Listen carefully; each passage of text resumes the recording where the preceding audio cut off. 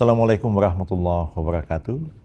Saudara-saudara kaum muslimin dan muslimat di mana saja berada, Alhamdulillah hari ini kita sedang menunaikan ibadah puasa di bulan suci Ramadan tahun 1447 Hijriah, dan mari kita manfaatkan ibadah puasa kita sekarang ini untuk merenungkan sesuatu dan sekaligus membahas masalah-masalah yang diajarkan oleh agama Islam, agama kita semua.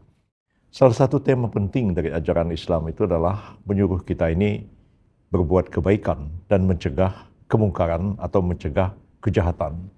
Banyak sekali ayat-ayat di dalam Al-Quran itu yang menyuruh kita ini untuk menegakkan kebaikan, menegakkan yang ma'ruf, mencegah yang mungkar, mencegah keburukan, kejahatan dan sebagainya.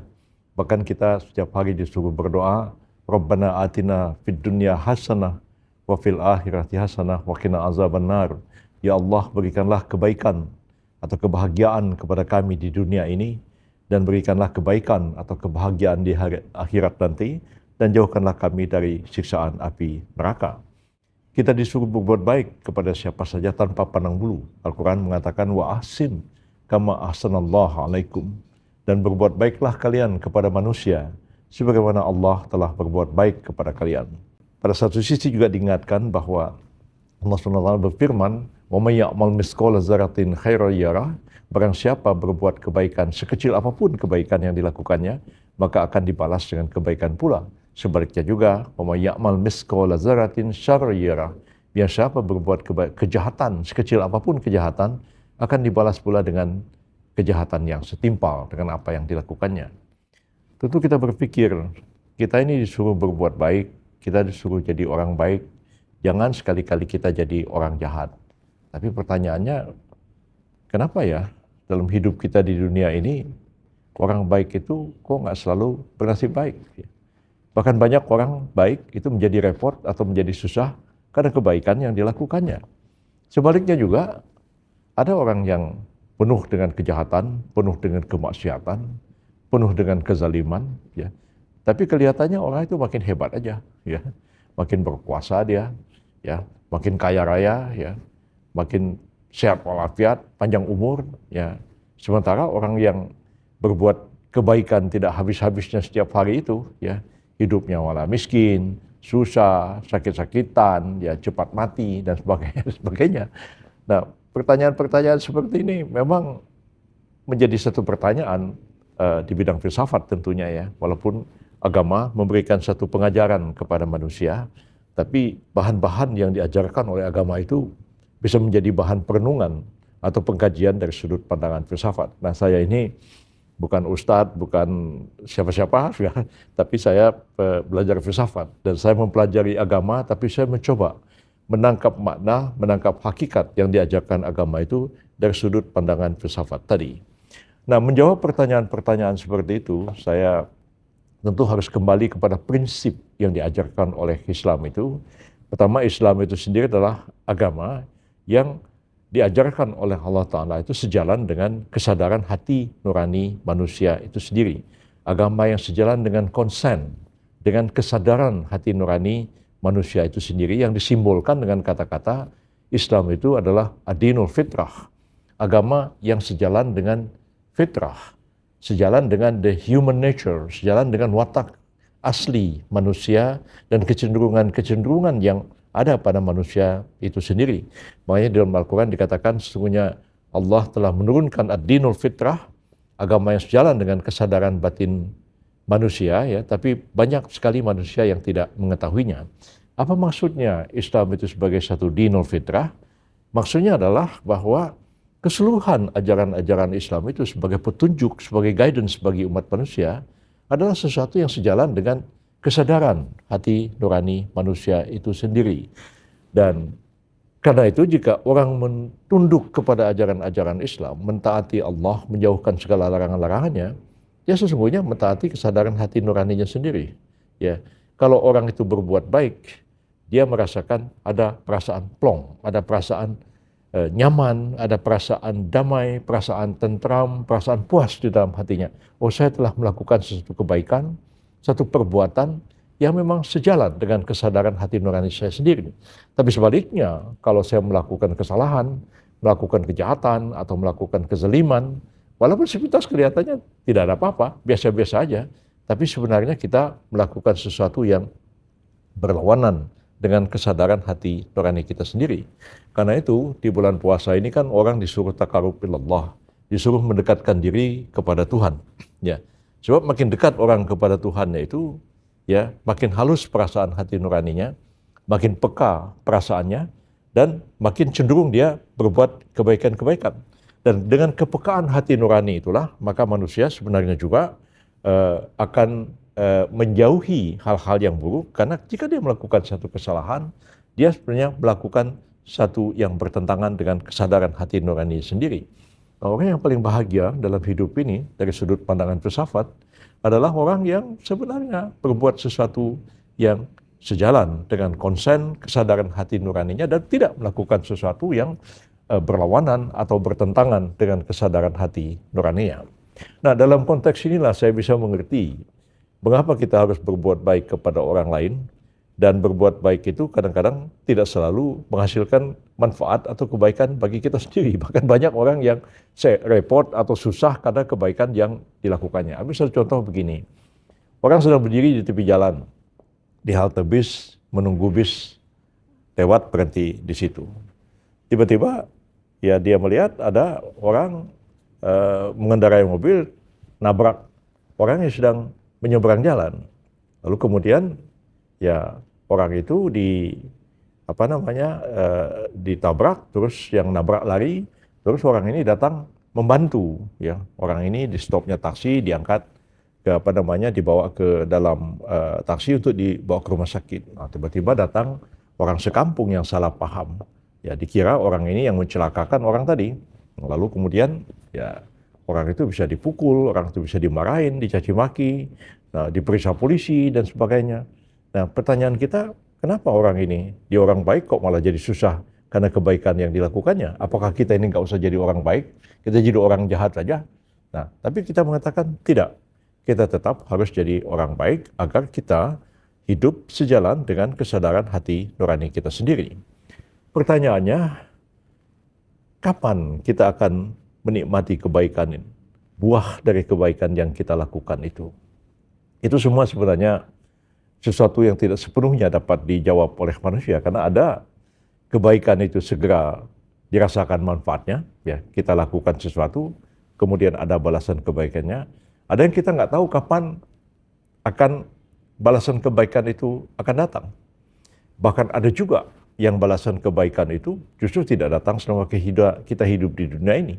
Kita barangkali sudah meninggal, ya, dan karena itu Islam mengajarkan tentang hari akhirat. Ya, kalau orang sudah meninggal itu nggak berarti selesai urusan dunia, enggak ya.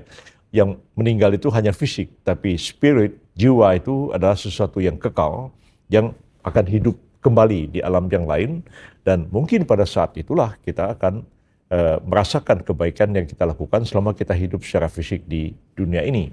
Karena Islam kan tidak mengajarkan reinkarnasi seperti di dalam agama Buddha atau mungkin dari sekte-sekte agama Hindu, yang kalau orang mati kemudian lahir lagi, ya. Nanti mati lahir lagi berkali-kali begitu sampai akhirnya mencapai satu kesempurnaan. Islam kan tidak mengajarkan seperti itu.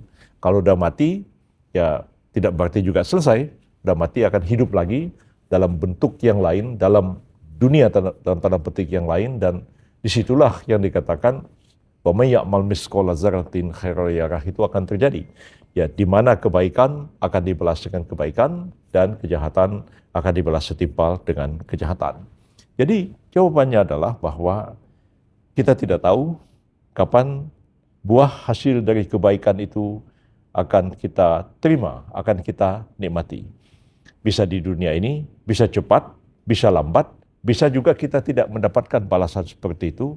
Kita mengatakan ya kita percaya ada kehidupan di akhirat nanti. Nah, terhadap hasil atau buah dari kebaikan yang kita terima di dunia ini, memang kita disuruh untuk bersabar, ya. Bersabar, ya. Tetap saja lakukan kebaikan itu, walaupun ternyata balasannya sebaliknya. Kita berbuat baik pada seseorang, malah orang itu malah nipu kita, malah ngerjain kita. Tapi apakah kita akan berhenti jadi orang baik? Tidak, kita tetap aja jadi orang baik dan kita tetap akan merasakan ya ada kepuasan pada batin kita, dan kita kadang-kadang ya akan mendapatkan balasan kebaikan itu bukan dari orang yang kita berbuat baik tadi, ya. Sebab ini dalam hadis qudsi dikatakan Allah itu akan membalas kebaikan yang dilakukan oleh hamba-hambanya itu melalui cara-cara yang sama sekali dia tidak duga. Ya, sama sekali dia nggak duga. Ya, ya dia dalam keadaan yang kesulitan, tiba-tiba ada bantuan. Orang yang membantu itu kenal juga tidak. Mungkin baru pertama kali kita bertemu dengan orang itu. Ya, tapi itu adalah buah daripada kebaikan yang kita lakukan.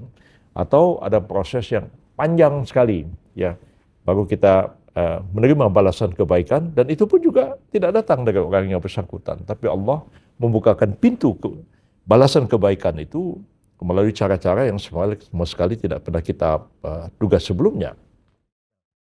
Tentang hal balasan itu ada di akhirat, ya, itu hanya diterima dengan satu keyakinan. Bisa dijelaskan secara rasional, tapi tidak bisa dibuktikan secara empiris, ya, karena belum ada orang sudah mati di kuburan terus hidup lagi terus cerita pengalamannya dalam dunia kematian itu. Kita belum pernah dapat menjelaskan atau memverifikasi secara empiris pengalaman-pengalaman seperti itu. Tapi analisis rasional, filosofis, dan kemudian juga perenungan-perenungan mendalam secara fisik membenarkan bahwa ada kehidupan lain di balik kehidupan yang nyata ini, walaupun tentu tidak dapat dijelaskan secara empiris. Ini bukan persoalan sains, ya.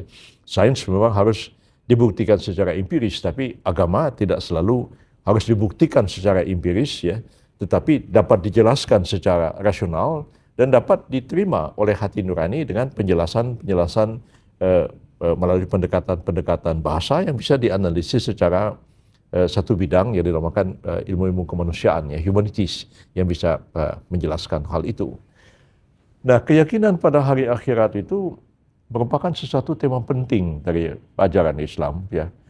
Jadi kita tidak hidup di dunia ini saja, kita semua akan mati, dan kematian itu bukan akhir dari segala-galanya, tapi kematian itu justru adalah awal bagi suatu kehidupan yang kekal.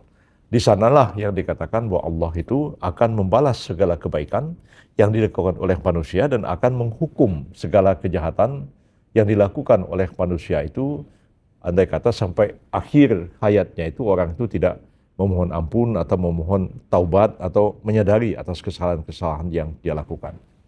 Kenapa kita harus percaya kepada hari akhirat itu ada? Ya. Jawabannya begini, kalau kita mengasumsikan hari akhirat itu tidak ada, kebangkitan sesudah kematian itu tidak ada, maka kebaikan di atas dunia ini menjadi tidak ada artinya sama sekali. Ya, nggak ada gunanya sama sekali. Ya, jadi karena keyakinan hari akhir, karena kebaikan di dunia itu harus dilakukan, kejahatan itu harus ditinggalkan, karena kita mempunyai keyakinan ada kehidupan lain di balik kehidupan di dunia ini. Kalau kita menolak itu, maka kebaikan dan kejahatan sama aja di dunia ini. Padahal kita mengatakan, ya, untuk apa kita belajar moralitas, belajar etika, menegakkan hukum dan sebagainya, kalau adanya hidup itu hanya semata-mata di dunia ini saja. Akhirnya saya ingin mengatakan begini, mengenai kebaikan yang tidak selalu berbuah kebaikan segera kita nikmati, kejahatan dilakukan tapi tidak juga malapetaka yang kita terima. Jawabannya begini, dalam Al-Quran itu dikatakan, kadang-kadang kalian manusia ini, kalian suka akan sesuatu, tapi apa yang kalian suka itu tidak baik bagi kalian. Sebaliknya juga kadang-kadang kalian benci dengan sesuatu, tapi di balik apa yang kalian benci itu justru terdapat kebaikan yang sangat banyak.